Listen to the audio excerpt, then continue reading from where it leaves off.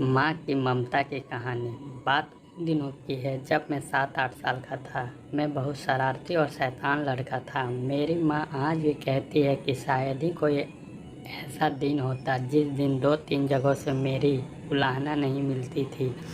एक दिन की बात है, मैं सुबह सुबह स्नान करने के लिए चापाकल पर जा रहा था और अपने आदत अनुसार बाल्टी को हवा में धोने के हेलीकॉप्टर शॉट की तरह घुमाते हुए जा रहा था। तभी बाल्टी का निचला हिस्सा मेरे पीछे आ रही मेरी माँ के मुंह पर जा लगा और माँ के होठों से खून का फावरा छूट पड़ा। माँ चीख कर वहीं बैठ गई और मैं पिटाई के डर से वहाँ से फरार हो गया।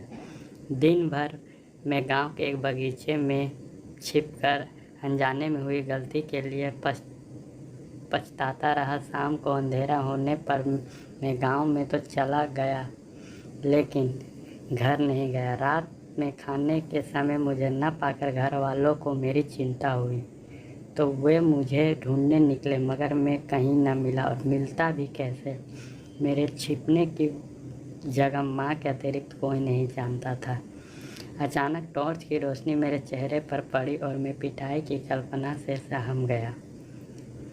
वो माँ थी जो टॉर्च लिए मुझे पलंग के नीचे से बाहर निकलने को बोल रही थी। पलंग के नीचे से बाहर आते हुए मैं सोच रहा था कि आज तो छठी का दूध याद आ जाएगा। लेकिन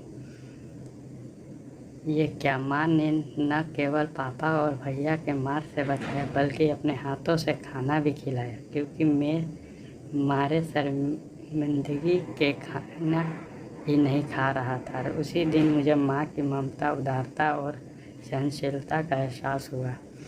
ऐसी ममता और सहनशीलता केवल एक माँ में ही हो सकती है।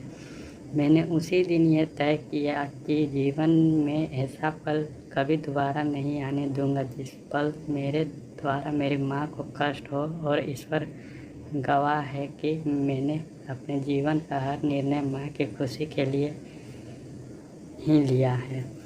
दोस्तों, मैं ममता का मूल्य तो ईश्वर भी नहीं चुका सकते, फिर हम तो मनुष्य हैं। मुझे आज भी बचपन के वे दिन याद है जब मेरी माँ रात के खाने में गिनकर मिली हुई 5 रोटियों में से 2 रोटी मेरे सुबह के नाश्ते के लिए रख देती थी। आज जब मैं सोचता हूँ कि दिन भर मेहनत करने के बावजूद 3 रोटियों में माँ का पेट कैसे भरता होगा तो बड़ी ग्लानि होती है। माँ के इस उपकार का बदला शायद मैं 7 जन्मों में भी चुका पाऊँ। माँ का ये निस्वार्थ प्रेम ही दुनिया की सबसे बड़ी दौलत, और बड़े खुशनसीब हैं वे लोग जिन्हें यह दौलत मिली है।